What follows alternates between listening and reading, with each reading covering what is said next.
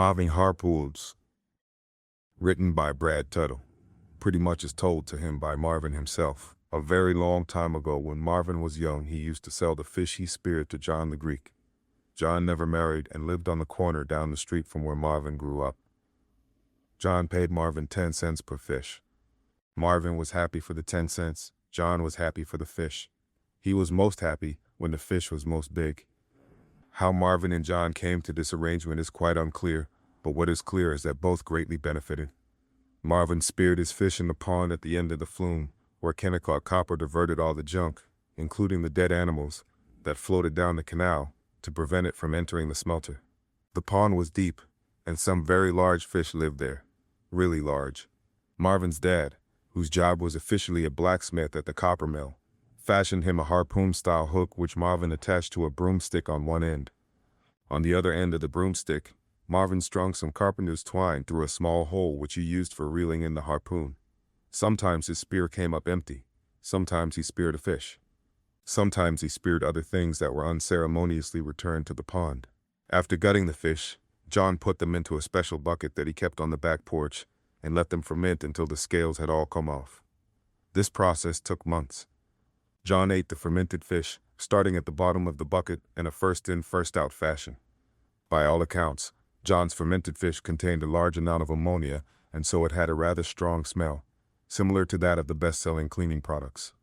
John told Marvin that its odor is much stronger than the taste, and urged Marvin to try some. "It is an acquired taste," he said. However, Marvin involuntarily gagged before the fish got into his mouth, even though he pinched his nose while taking the first bite. For the rest of his life, Marvin gagged on fish that was the least bit mushy or stinky, and would only eat fish if it was very, very well done. Kipper snacks accepted. The pond at the end of the flume was a pleasant memory for Marvin, who spent all of his years dreaming of big fish, not the fermented kind, but the getting harpooned and caught kind. As Marvin's 92nd birthday approached, a package came from his youngest son. Oh man, Marvin so loved packages, and it was very, very hard not to open the package. He lifted it, he shook it, he squeezed it, he set it back down. But the package just sat there saying, "Open me, open me, open me." And so that is exactly what Marvin did. Just as soon as he woke up on his birthday, he opened the package. Now Marvin seldom bought anything new.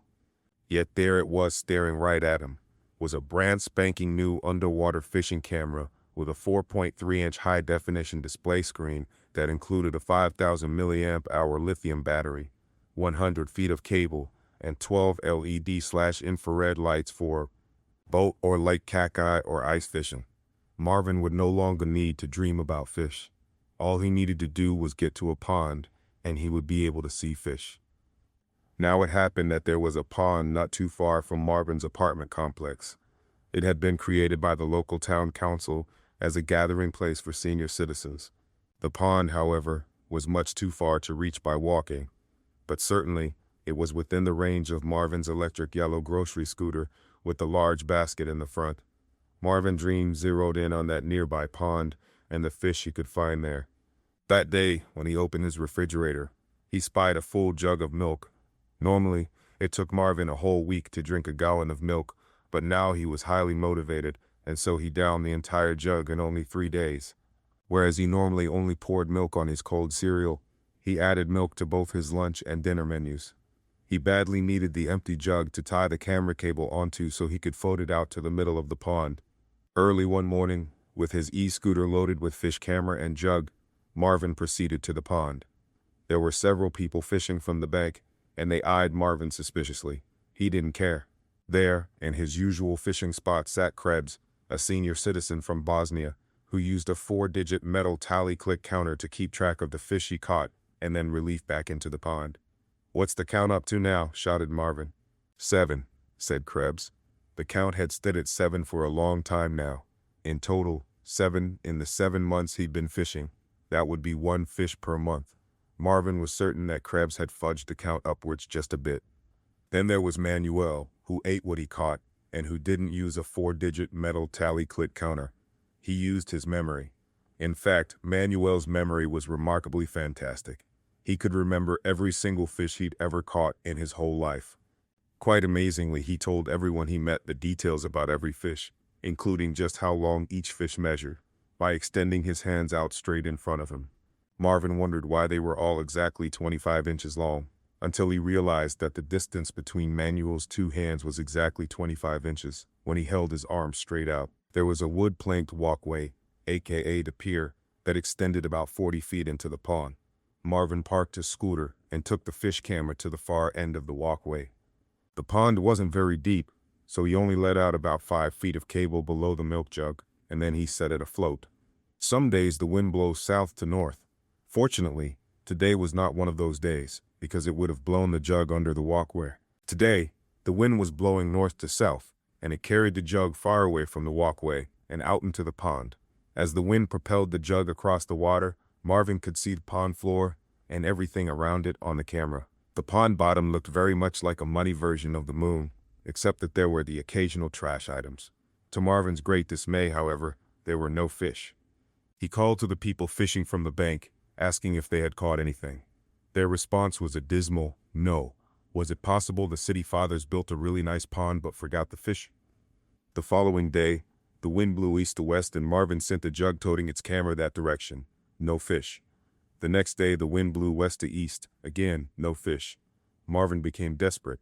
The milk jug had basically covered the entire pond to no avail. No fish, no fish, no fish. But at that moment of utter calamity, Krebs started yelling and his pole started bending. Everyone crowded around cheering him on and hollering encouragement. In progress was a frightfully awful fight between man and Leviathan. It was touch and go, and everyone thought for certain that the line would snap. But then, there it was, breaking the water as a giant smile appeared through the exertion on Krebs' face. The people on the bank screamed in unison. On the end of Krebs' line was a gray, mud-covered piece of trash. He clicked his 4-digit metal tally click counter. 8, he muttered. Marvin knew that piece of trash. He had seen it on his underwater camera, but also he was certain that Krebs had caught it before. Krebs was fudging. At this point, Marvin had come off of the walkway and around the bank to where Krebs and the crowd had assembled. The sun was setting, so he began to reel in his camera, and for the first time he did so while standing on the bank, rather than far from the bank, on the end of the 40-foot walkway. When the camera reached the shore, it showed the bank cantilevered out, so that all around the edge of the pond, there was a water-filled cave. And under the bank, inside the water-filled cave, glistened the biggest carp Marvin had ever seen. It floated motionlessly in the water, like a World War II submarine, just within the shadow of the overhead bank. The giant carp was obviously asleep. Walking along the bank, his underwater fishing camera, with the 4.3-inch high-definition display screen, revealed one fish after another. There were so many fish that Marvin wished he had a 4-digit metal tally click counter, but he didn't. At any rate, he was sure that several fish were at least 25 inches long, and every single one of them was sleeping. It had been an exceptionally good day. Marvin packed up his electric scooter and headed home, a very satisfied man who had just fulfilled a lifelong dream that was all about fish. He couldn't wait to tell Earl.